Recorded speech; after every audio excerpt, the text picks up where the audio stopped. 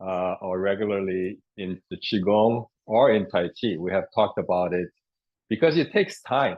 You know, it's hard to learn this breathing and all the things while we're learning the moves. So usually when I teach the moves, I try not to talk about it too much. And also it takes a little practice. So you can't worry about your breathing when you're still trying to uh, get comfortable with the moves, right? So you got to get comfortable with the moves first. And then with practice, the breathing, as you concentrate, the breathing gets deeper and then it turns into energy. Yeah. So, but this time we're going to be working on it in detail. So using our breath to generate energy to move the body to connect with the movement. So it's kind of the opposite, the other way around. Yeah. So each class will be teaching just one move. We need to work on the breathing. Uh, Maybe spend about the first 15 minutes doing warm ups and working on the move. And then I still want to, for most classes, practice all three sections of the qigong. You know, that's it's important that we do it, and also, as I recommend, try to do it on your own at least a couple of times to make it the most effective.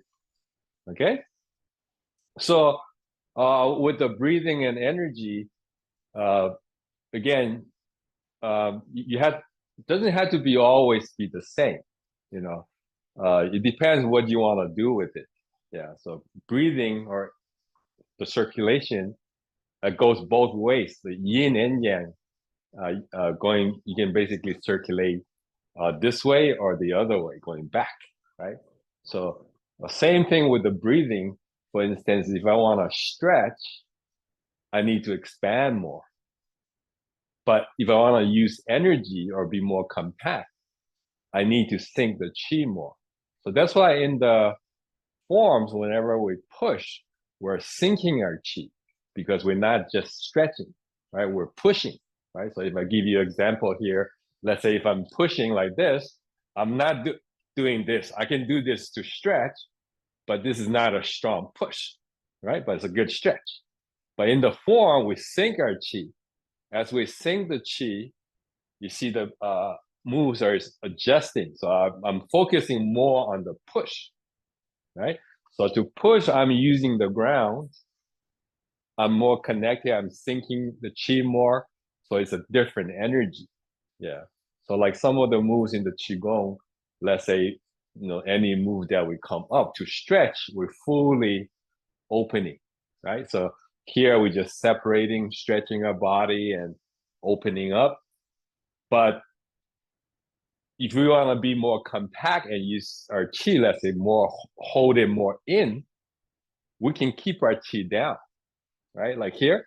But to open up more, for instance, it's hard to keep your chi down.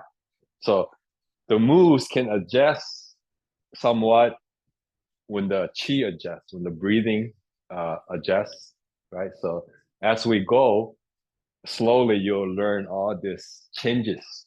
Yeah. So as we go to each move, there's different varieties, especially when we do the next two qigongs, the energy is very different.